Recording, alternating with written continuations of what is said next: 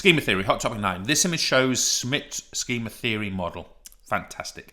Identify the two missing components. So we've got initial conditions, we've got response specifications, those being recall, and our recognition, we've got A and B. So what is A, first of all? A, folks, if we were sort of drawing it in here, let me change to a red because this is sort of in like a red texture.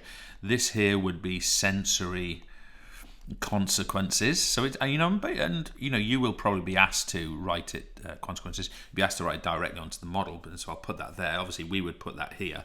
And B, what have we got here? We've actually got outcome. So let's just sort of put the model together. But obviously, in my case, I'm going to put sensory consequences here and outcome here. And each of those individual keywords, key terms, is going to get me that mark. So sensory consequences, think about intrinsic feedback, knowledge of performance. Outcome, that sort of more extrinsic feedback, knowledge of results. Did it actually go in? Did I score? Did I miss? Did I win? Did I lose? Those sorts of things are what we call outcomes. So what we're going to do further, looking at that model a bit more, this question here is based on the same imagery, but it's asking us basically, what is that and what is that? Look how important it is to notice the terminology of the question. Initial conditions and response specification form recall schema. So I'm just going to sort of pause there, and that is what I'm being told. Initial conditions and response specification form recall, okay? As part of Schmidt's model, describe recall. So it's asking me to describe these things here. I named those earlier. That's not what I'm doing in this particular question. So let's go back to a black pen and let's see if we can have a go at this. Sorry, folks.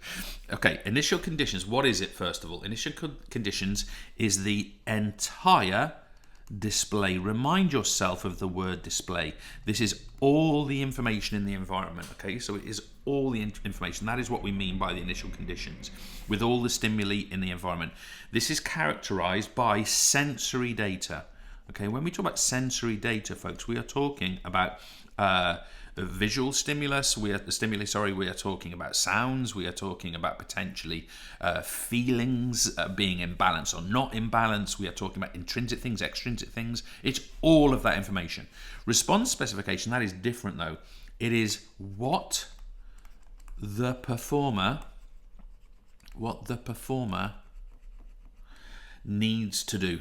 Okay, needs to do. That's what we mean by response specifications in order to address the situation. Therefore, it is based on the environmental conditions.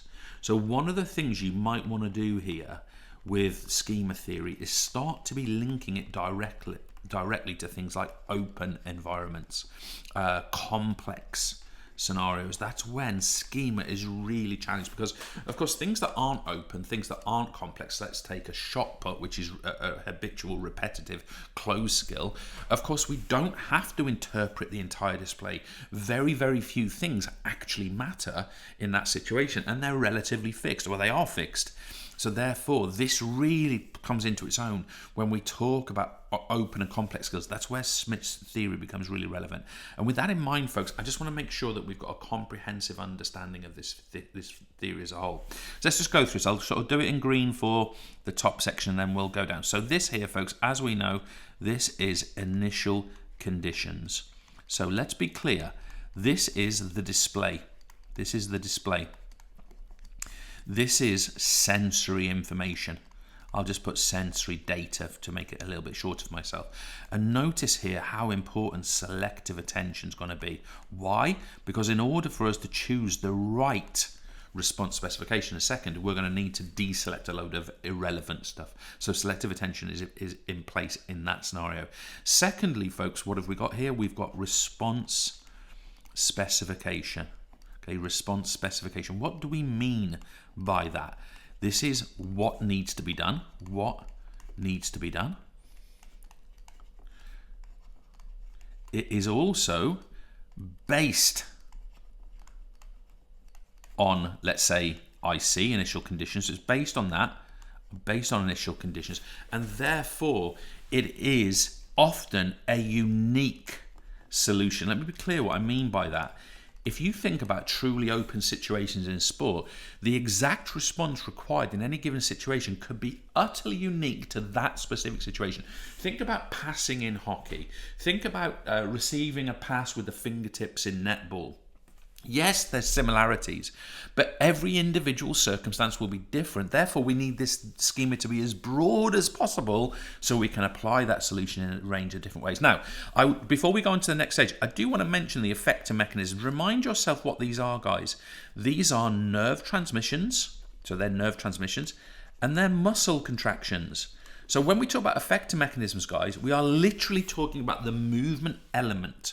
But of course, once the movement occurs, there's information available, right? And that's where R2 recognition schema come in place. We have sensory consequences. Now, that should be descriptive of what we mean by this, folks. Sensory consequences. What do we mean by this? Let me put it down here for you. This is what we would call intrinsic feedback. I'll just call it intrinsic feedback. This is what we would call KOP, or knowledge of performance, not knowledge of results. So think about sensory consequences of things such as balance and equilibrium. They're things such as feel, contact. Am I in balance? Am I over balance? Am I out of balance? It's effectively a series of proprioceptions. It's proprioceptive. It's a feeling of what I just did it feel correct? That's what we mean by sensory consequences. And of course, it will allow for adjustment. And fourthly, guys, we have a very simple one, which is outcome. And what do we mean by outcome? Well, this is often, not always, by the way, but this is often extrinsic feedback.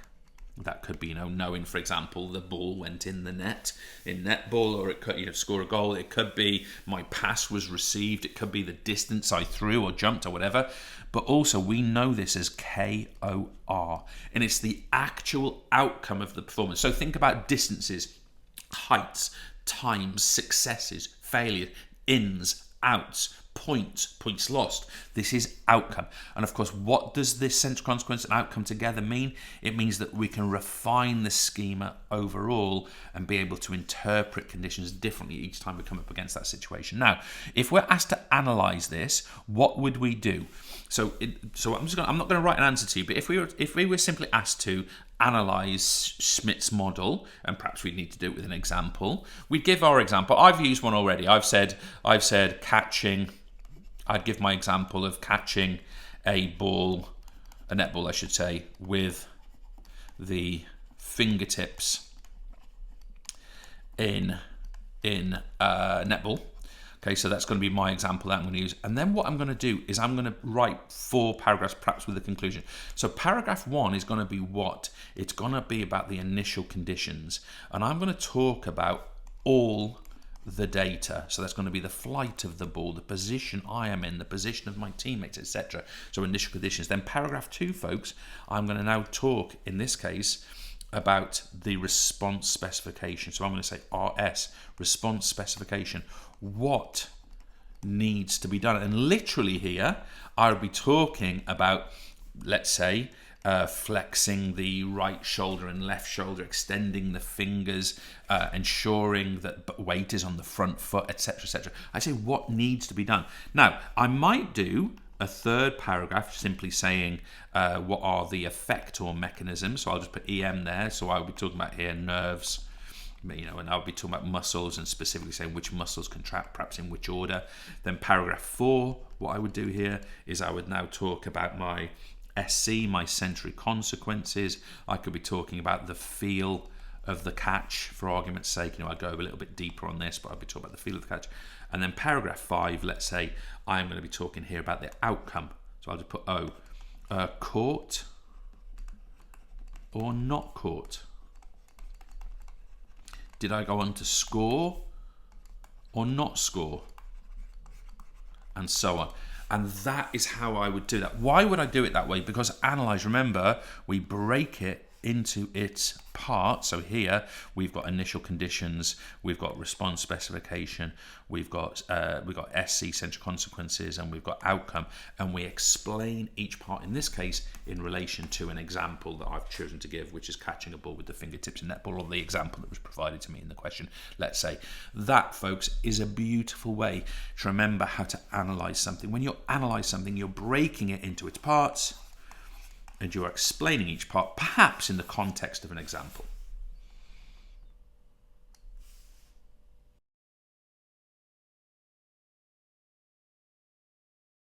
Hot topic 8, we're warming up, folks. The impact of globalisation. It sounds like a very serious topic, very political somehow. I always get a bit twitchy around the summarise command. It sort of feels to me like someone saying to me, when you're ready, jot a few things down or give me the big picture. I suppose it is that stuff. It's summarised 4 ways in which globalisation has had a positive impact on sport. So let's be clear here, folks. If I go to anything negative, such as something that hasn't, we'll look at that in a second, that is going to get no credit here. So for me, that here is the key word. This is not asking me to evaluate. It's asking me to effectively to provide for positive, definitely not negative impact. So we get it's caused a massive increase in media coverage. So we'll assume that's a positive. Some probably argue there's negative elements to it, including whole world coverage. Wow. And that's true. I mean, I'm quite a football fan. Soccer fan, and I'm watching football all over the place in some sports. Don't get me started on the Argentinian league. In some sports, and so on. In association, players and coaches are able to benefit from what? They're able to benefit from the free market, which is the kind of market that I'd like to buy me vegetables in. I don't think it means that, does it? And go where the conditions are best.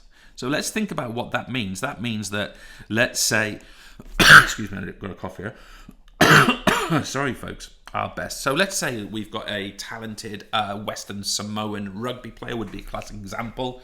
And rather than then necessarily assuming that they're going to stay in somewhere on the island and they're going to maybe not get paid a great deal for their talent, they're able to travel to, let's say, New Zealand, Australia, South Africa, the UK, France, Europe, wherever, and gain better conditions because the globalised sort of free market is allowing that.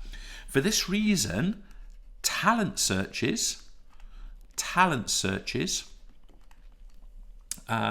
become global.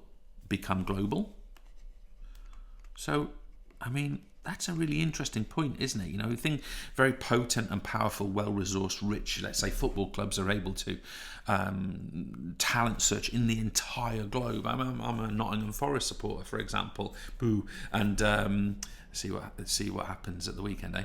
And they really focus on the Brazilian market for players between the ages of 18 and 21. That's quite an interesting sort of like a central England city looking for their players in that environment. It's quite interesting, isn't it? And what does this do? And player contracts improve. Player contracts improve. Player contracts improve to reflect the revenue. So you can really imagine why, for example, let's say that example of the rugby player I've given there, that Western Samoa young talented rugby player, why she would maybe travel to the UK because she wanted to have that better access to those player contracts where there's greater revenue. That makes sense, right? Anyway, the point I want to make before we leave that behind, look, what have I made there? Media coverage and whole world coverage. There's my one. We've got free market go where they want. There's 2. We've got talent searches become global. I just circle that bit there. There's 3. And therefore player contracts get better. There's 4. I've got my max. Now, again, I'm not going into super detail onto those points. Why? Because I've just simply asked to summarize those points, not to evaluate, not to analyze. I'm just breaking it down into those parts. Now, let's have a little look at this. What is globalization? It's the spreading of the knowledge and customs of sport across the world. And you've probably looked at a little bit of that historically. Or what else could it be? Growing interdependence of the world's economies, cultures, and populations brought by cross-border trading, goods, services, technology, investment, people, and sport. That's a big statement there, guys. Grown interdependence of the world's economies. Look, I'll take an example. Let's just take WSL, professional women's football in this country, is reliant on cross-border movement of players from all over the world. I suppose a lot in Europe, sure, a lot in South America, but from Asia, from Africa, from all over, from what's the continent, Oceania, what am I trying to say, Australasia. And that is enabling that sport to become its kind of that market driver, I suppose. And its changes in sport reflect global changes and impacts on performers. So basically, because the world is becoming increasingly globalized and we've got that sort of relatively free trade market, I mean, there's some politicians trying to prevent that. But of course, that has an impact on the sport and it has an impact on performers as well as other providers and spectators. So This is what we consider to be the diffusion of sport, folks, and you will have some background understanding of public school boys and what they went on to do. So I'm not going to get into the detail of that here, but let's just think in the 19th century, and we are talking about the 19th century here, folks. What did boys leaving, and it was towards the later end of the century, it would have been girls too, but what did boys go on to do, and how were they able to spread what they referred to as the cult of athleticism, the love of sport, and the love that they had for developing their mind and also the body? Well, they went to church, they became sort of church missionaries, and they went on to develop the world. So effectively, through Christianity, presumably, it could be other churches, I suppose, they went and spread the games that way. They spread the games through the empire, and this could be militaristic, right? So the army spread the games. So think about the importance of officers in this. Officers from this sort of privileged middle to upper class background would go on to often be army officers, spread the games through their ranks, and also into the places where the empire existed as well at the time. Industrialization spreads through commerce, so we get the development of sort of commercial relationships between sports, but also think about kind of what we've referred to in other parts of our course as industrial patronage. Industrial patronage, this is people like factory owners, often ex-schoolboys, who provide circumstances where their workers could experience sport for the good of their productivity and also the good of their well-being. Education movement spreads games. A lot of ex-public school boys, they went back as masters. Another word for a master is a teacher or an assistant master, and they sort of developed this sort of cult of athleticism again back in their school. And of course, the British Empire was a significant entity at that point, was effectively a third of the world's territory, and therefore it had the opportunity to spread. Now, what's the positive and the negative of this? Now, I'm not going to spend too much time sort of reading this list out for you guys. The point I want to make to you very, very directly is this table allows you the opportunity to do an evaluation. If you're asked an evaluate question, the positive effects are labour migration, rise of media 24/7 access, better coverage, commercial interest through TV, pay-per-view, increased funding.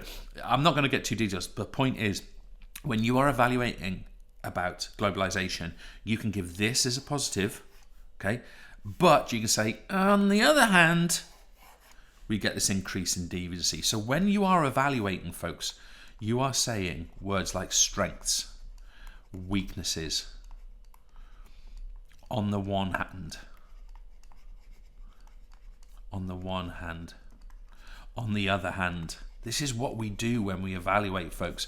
We take these lists of evaluative points and we form them into well-structured, balanced two-part arguments, which is to say, on the one hand, Americanization has moved sport to be much more entertaining as a medium for people to pay attention to. However, on the other hand, there's been a loss of traditional structure of nationality and representation, and international athletes have even switched nations from, let's say, the one that springs to my mind is the Republic of Ireland or ERA to play for England. No comment on Declan Rice and Jack Grealish in the men's game, but they would be two examples of that. So we've got this well, to be fair, they're both Irish and English, but anyway, I'm not going to get too detailed on that. But the point remains. So I won't go over that for you, but that's a great structure for you to do that. And look how many points you've got, guys. If you were to get your 15 marker, let's say, evaluate the impact of globalization, can you see how you've got a whole territory of positives and negatives that you can go and address that particular answer with? And I'll just leave you with that one.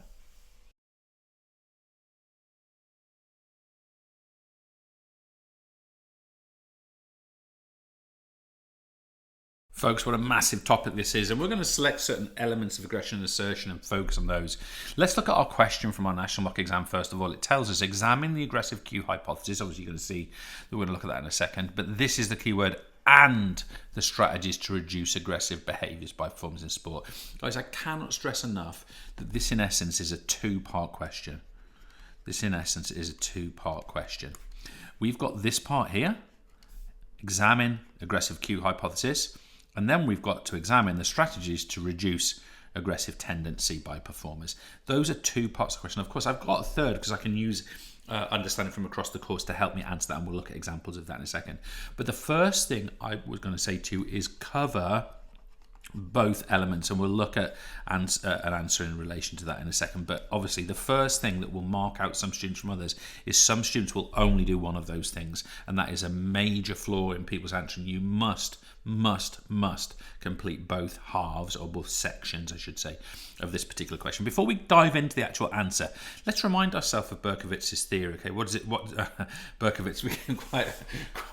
This is not funny. Well, I don't know why I'm laughing, but it became quite synonymous, that surname, with violence in the 1970s and 80s. That's a whole other story. Anyway, don't know why I'm touching on that. But anyway, Berkowitz was someone who murdered a bunch of people in New York. I won't get into that here.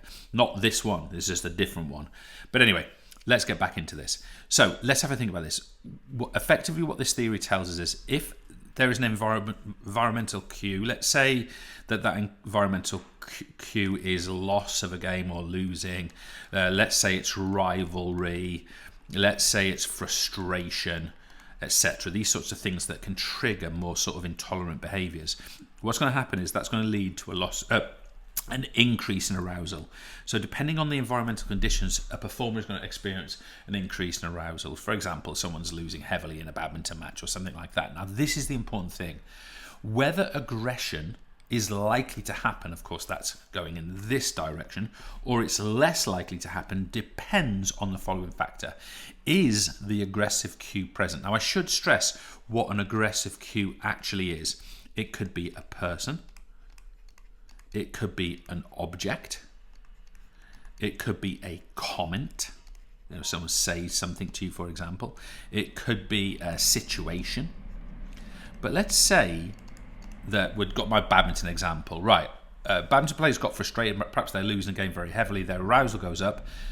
The presence of their racket, that's the aggressive cue that we're deeming here, the fact they've got a racket in their hand means their tendency to throw the racket increases. Because what would they do if they didn't have the racket? They couldn't throw a racket, right?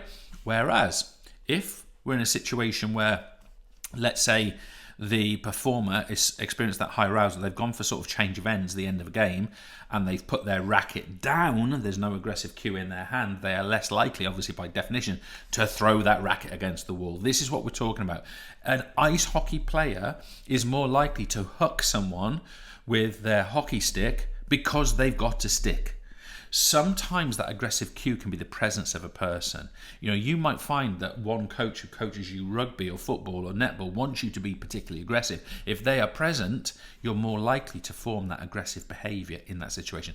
This is what Berkowitz tells us, is the decisive factor is the presence of the aggressive cue or not. Now, there's some issues with the theory, guys, not least that some people act aggressively without things.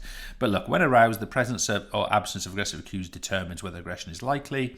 Aggressive cues can be weapons, objects, nature of the game, places, people, nature of the event, perceived unfairness, witnessing violence. These are all things. What's good about the theory? It shows the environment plays a role in aggression. That's good. Aggressive cues can be highly personal, individual. Now, some people are really kind of triggered by certain cues, and explains why frustration doesn't always lead to aggression, because, of course, sometimes frustration can occur and aggression won't happen. Berkowitz suggests that's the absence of an aggressive cue. But weaknesses. Aggression does not always occur in the presence of an aggressive cue. Agreed. Aggressive cues can be very different. It's a really complex sort of theory, and it doesn't take traits into account. So there's some weaknesses to this model, but what we're going to do is we're going to go back here and we're going to examine that theory and then look at the strategies, and we're going to incorporate our own knowledge. Let's have a little look at this. We've got at least the majority of an answer here for you folks. Let's have a look here, and you're going to see me doing a bit of writing. I apologise in advance for that. The aggressive cue model, I'm going to do a little bit of sort of red circle. The aggressive cue model suggests that in sporting environments, performers may have aggressive cues. So there's my first credit. These cues have the tendency to increase arousal. Although it's worth mentioning that some actually decrease arousal, so some cues can be actually relaxing, can be cathartic. If we assume that a person's arousal has increased, an aggressive cue within the environment can increase the probability of aggression occurring. Okay? For example, if an ice hockey player becomes frustrated by the situation, experiences high arousal, the presence of a hockey stick as an aggressive cue can increase the chance of that player using the stick to hook, which is what I mentioned before. I'll go up here. There's a nice credit-worthy statement for me here. An opponent or strike them. If the stick had not been there, the aggressive action would have been less probable. this links to, now this is the point I want to get. So I'm clearly answering the question here, guys. I'm clearly describing the aggressive Q hypothesis. But this is where I want to go with this. I am now going to use a sort of a minty green colour, and I'm going to show you how to incorporate other knowledge from other areas of the course. This links to the concept of arousal. Now clearly what I am talking about here is linked to arousal. So why don't I take that opportunity to talk about the catastrophe theory and the catastrophe theory? So when we are invited to incorporate elements of the course, other elements of the course, we must do that. If the player's arousal levels, if the player's arousal, I'll just put arousal as opposed to arousal level. If the player's arousal rises beyond optimal, this is now talking about the catastrophe theory, of course, rise beyond optimal, a steep decline in performance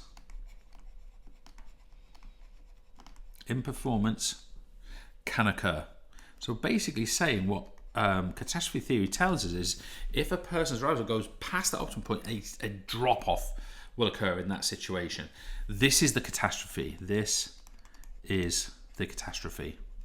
Obviously the name of the theory, it goes without saying. This is the catastrophe. Okay, let's take it further. Aggressive Q hypothesis, I'm going to call it ACH. Aggressive Q hypothesis suggests that the catastrophe, I'm not leaving myself enough space here, the catastrophe is more likely in the presence of an aggressive Q.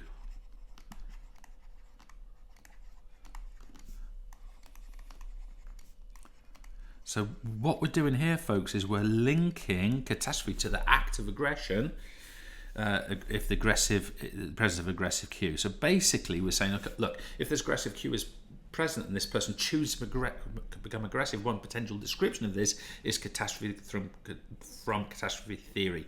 Therefore, a swimmer, interesting example, a swimmer being violent, may move over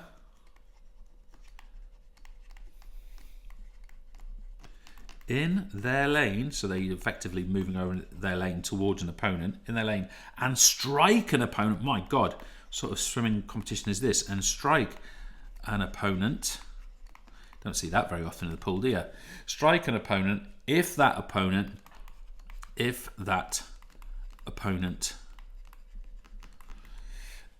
always tends to beat them. So therefore they're an aggressive Q, right? Always tends to beat them. I mean, beat them in the race, not with a stick. Always tends to beat them. Therefore, this person's an aggressive Q. The interpretation, and they view them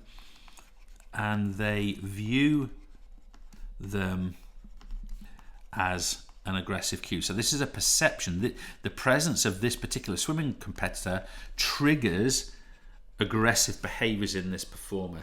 This is where the catastrophe can happen. I won't go further, but the catastrophe could happen, and we could start talking here about disqualification and being kicked out of the race and the gala and blah, blah, blah. I won't go into that now, but you can get the idea of where we would go with that. Now, if we just take this answer a little bit further, look what we've got here. In the absence of an aggressive Q, let me go back to my black pen. In the absence of an aggressive Q, the aggressive act is less likely, returning to our hockey player. So we've got the absence, that's meant to be red. If we've got the absence of the aggressive Q, aggression is less likely. Return to our hockey player. If they have dropped their stick and is not in their hands at the moment of peak arousal, the aggressive act is less likely. Because why? Because they don't have the stick in their hands. Interesting. Perhaps they skate to their stick, pick it up, and by then the arousal is dissipated. According to, let's have a little look here. According to catastrophe theory, so going back to my linked theory, they have, air quotes, recovered Okay, so I'm going back to my theory in that particular case. Let's take it further here.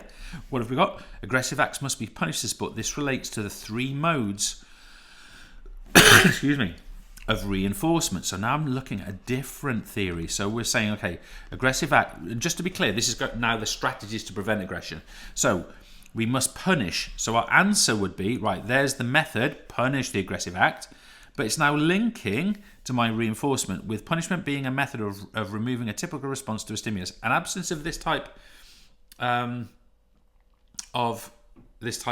reinforcement could form an inappropriate aggressive bond between the stimulus and the aggressive act. This is known as negative reinforcement. So guys, the point I want to make here is I'm talking about punishing the act, but I'm linking it to reinforcement. A coach could sub off the aggressive. So again here's my second example, sub them off. And how does that link to anything that we could look at as additional theories and allow the arousal to recover? The problem is that the subbed player may feel embarrassed, and this would affect their triadic model of attitudes. So they're subbed off, they feel embarrassed. This is the affective component of the triadic model for the remainder of the game. Their affective component, I'm just going to put their effective comp there, could become negative. Other long-term approaches are to positively reinforce non-aggressive acts through role models and praise and exemplification. Finally, a player could use thought stopping and imagery in order to prepare for aggressive experiences.